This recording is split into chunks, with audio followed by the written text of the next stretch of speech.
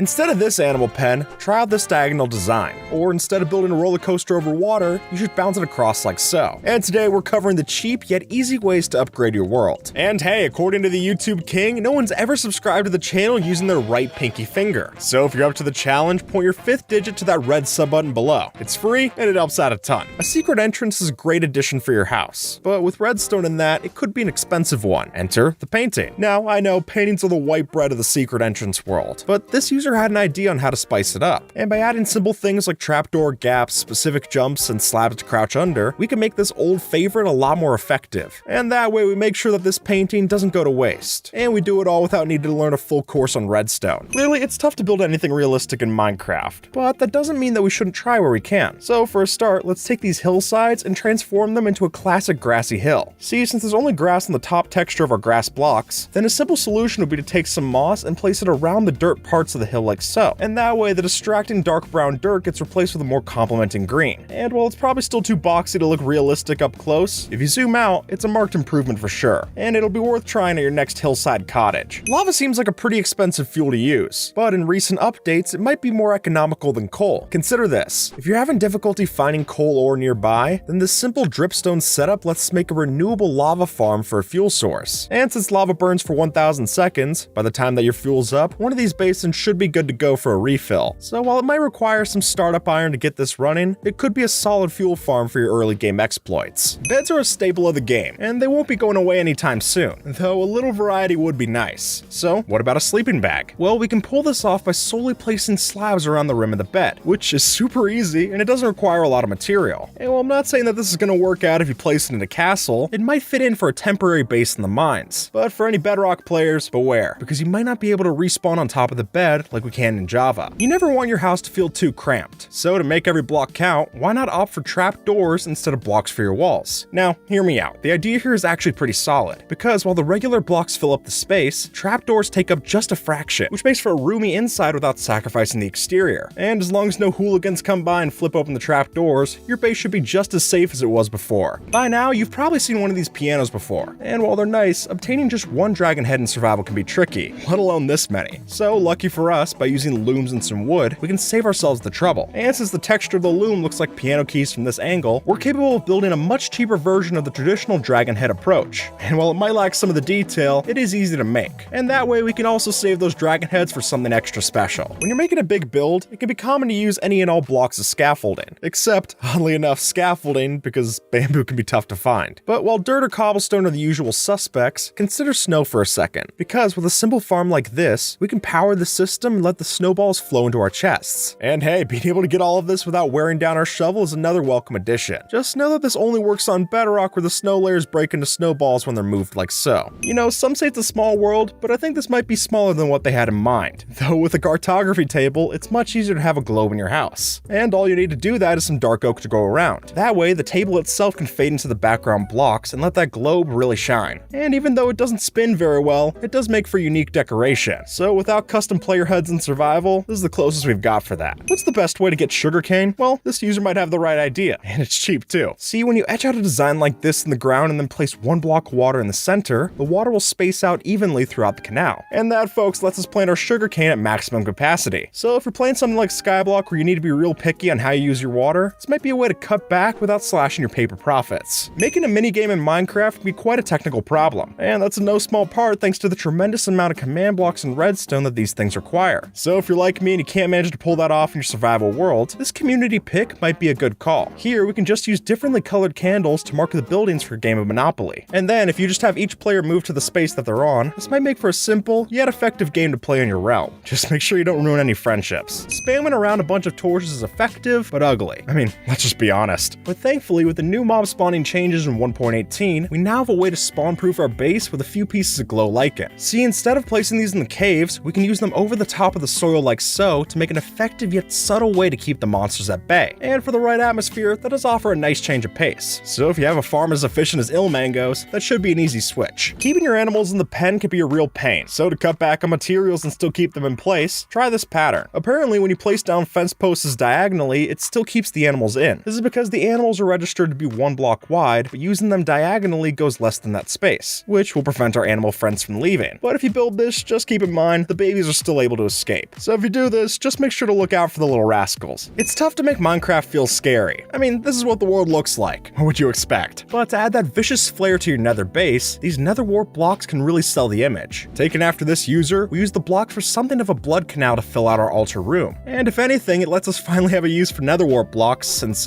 we can't uncraft them in a nether wart. And when they're this easy to come by in a crimson forest, I think that's a win-win. Have you ever thought of using a minecart as a boat? Because as it turns out, it is possible. See, if we were to drop our minecart track into a roll of soul sand bubbles like so, we can effectively bounce across the body of water without any rails, which is a lot cheaper than building a full track across the ocean, let me tell you. But not only that, but we're also sure to have a good time while we ride it. What looks different between these two logs? Well, even if you can't put your finger on it from this angle, you might feel that this one is a bit more realistic. So, how does it work? Well, by placing an item frame on the top like so, we get a sneaky bit of detail to our tree trunks. And with this, we might be able to get away with leaving a few more trees chopped down like so in the forest. And hey, it looks better than yet another barren forest biome, so it might be worth trying. Candles are a relatively new creation brought to Minecraft in the 1.17 update. And seeing as they're new, the capabilities and new uses for them are still being explored. Take this for example. Here, this user found a way to take our candles and put them on a lever for a shelf of sorts. And while it might seem silly, it definitely is possible. All we need to do is place down a support block and then lay as many candles on top of it as you want. And then, even when you break the block, they'll stay in place, letting us use the lever underneath for our own kind of decoration. This user used an armor stand as a lamp, which sounds ridiculous, but consider the benefits. Now, obviously, we need to light up our base, but standard torches are just so boring. So for that, we'll create a much more stylish way to light up our home. But instead of using expensive blocks like glowstone or sea lanterns, we can do this all with a piston and some slabs like so. And that seems a much more economic solution if you ask me. So as great as those lamps look, this is a welcome replacement for sure. We've all seen chests by this point, and more accurately, we've seen what it looks like to have way too many chests. So this offers a way to make that chest monster of yours look a lot more presentable. Using the small space left between the chests, we can place item frames inside to make it seem as if they're glued together, which is a subtle fix, but it might be all you need to spruce up your standard storage. And hey, the item frame inside might also be a secret hiding spot, if you ever need that too. Wood is a tremendously common building block, but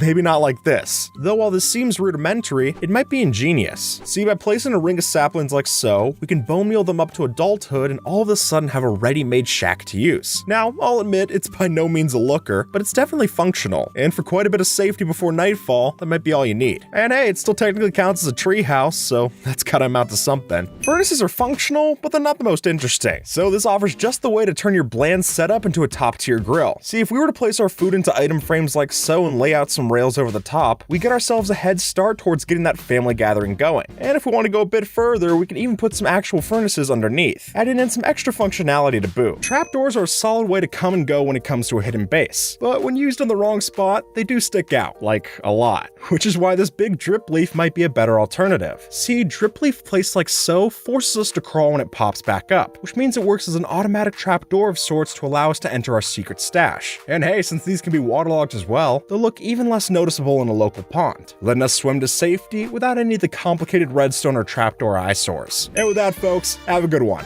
All right.